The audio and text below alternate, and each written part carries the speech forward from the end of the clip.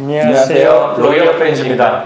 네, 오늘 1월 12일이죠. 예. 어저께 1월 11일 날 대법원에서 엄청 이슈가 될 수 있는 그런 판결이 또 하나 나왔거든요. 대법원에서 근무하는 건 알고 있는데 왜 이렇게 판례에 집착하시는 거예요? 공부를 하니까. 예. 이 판결이 뜨자마자 커뮤니티나 이런 데서 그런 막 댓글들이 있어요. 어떤 거요? 이 판결이 이제 나와가지고 주호민 큰일 났다. 주호민 이제 무죄고 주호민 구속이다. 댓글들이 막 엄청 많이 올라오더라고요. 그래서 주호민 씨 자녀 관련해서 아동학대 사건과 좀 연계될 수 있는 그런 판례라서 한번 설명을 해드리고 싶어가지고 급하게 영상을 좀 촬영해보게 됐습니다. 일단은 판례가 나왔으니까 이거에 대해서 설명을 먼저 드릴게요. 이 판례가 이제 결국은 그 몰래 녹음 했을 때 그거를 이제 증거로 쓸 수 있느냐 이거 관련이거든요. 그래서 사실관계를 조금 알려드리면 그 아동의 모친이 아동으로부터 선생님이 나한테 1, 2학년 제대로 나온 것 마냐는 등의 이상한 말을 했다. 그런 얘기를 이제 어머니가 들으니까 그렇죠. 이제 의심이 된 거죠. 우리 애가 학교 가서 이거 학대 당하는 거 아닌가? 그래서 이제 그 어머니가 피해 아동 가방에 몰래 녹음기 켜가지고 넣고 학교를 보낸 거예요. 그래서 거의 똑같네요, 사실관계. 그렇죠. 거기 가서 이제 수업 내용 등 이제 그 피고인 했던 발언들이 그게 녹음이 돼버린 거예요. 그 녹음을 들어보니까 아동 학대로 보일 만한 그런 발언들이 나온 거예요. 그러니까 그거를 토대로 녹음 파일하고 녹취록 만들어서 고소하면서 수사기관에 증거로 제출을 한 거예요. 그래서 실제 기소가 됐고 1심과 2심 재판이 다 열렸어요. 1심, 2심 모두 증거 능력을 인정을 해가지고 유죄로 선고를 한 거거든요. 근데 이제 대법원까지 올라가게 된 거죠. 그렇죠. 이 녹음 파일에 대해서 진짜 증거 능력이 있느냐. 그래서 일단 1심과 2심에서 유죄로 인정한 그 근거에 대해서 한번 설명드리면 수업 시간 중 교실에서 한 교사의 발언은 30명 정도의 학생들을 대상으로 한 발언이었기 때문에 공개되지 아니한 대화에 해당되지 않는다. 공개된 대화다. 이런 식으로 본 거예요. 그리고 아동의 부모하고 그 아동은 서로 밀접한 인적 관련이 있다. 무턱대고 그냥 녹음한 게 아니다. 그렇죠.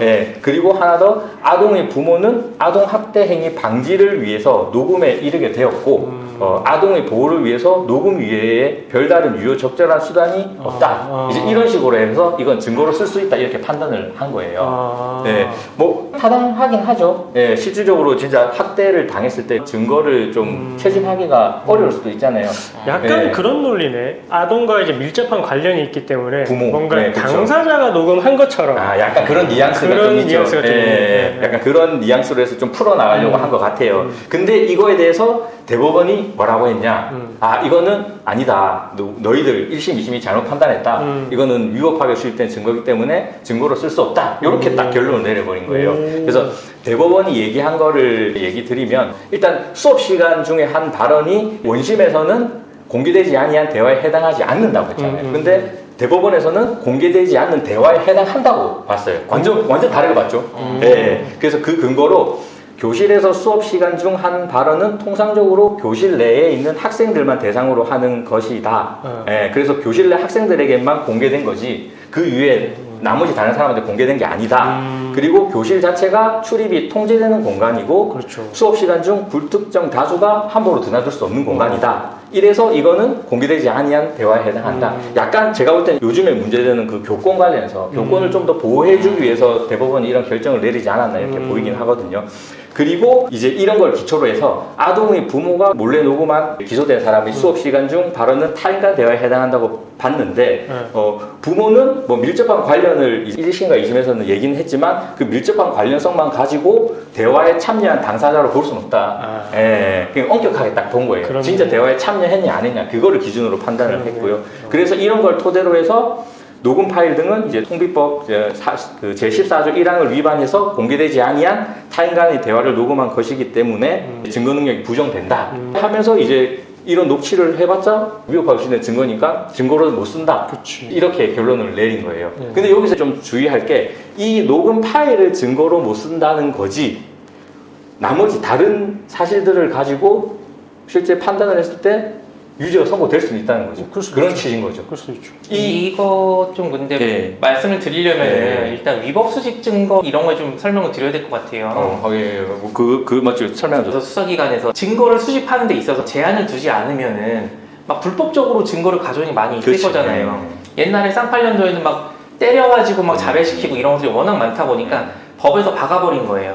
맞아서 한 자백은 제대로 된 증거가 아니다. 이건 증거로 쓸 수가 없다 하는 걸 증거 능력이 없다라고 얘기를 하거든요. 그렇지. 그래서 자백과 관련된 증거를 봤어도 판사로서 판단을 할 때에는 없는 것처럼 판단을 해야 되는 거예요. 법적으로는 무죄 판결을 내려야 된다는 거죠. 그렇지, 맞지. 지금 이 사건에서도 애 가방에다가 녹음기를 넣어가지고 녹취를 해왔잖아요. 근데 내가 대화의 당사자로서 녹취하는 건 괜찮지만 다른 사람의 대화를 녹음하는 거는 위법하다고 돼 있기 때문에 이 녹취 파일이 뭐 조작되거나 그런 건 아니에요. 그렇죠. 팩트긴 한데 이거는 불법한 방법으로 만들어진 증거이기 때문에 나머지 증거만 가지고 판단을 내려야 된다 맞죠. 예. 라고 이런 식으로 대법원이 얘기를 하고 있는 거죠. 그렇죠. 예. 그래서 이 판례 취지에 따르면 녹음 파일을 증거로 쓸 수 없으니까 무조건 무죄다 이런 건 아니에요.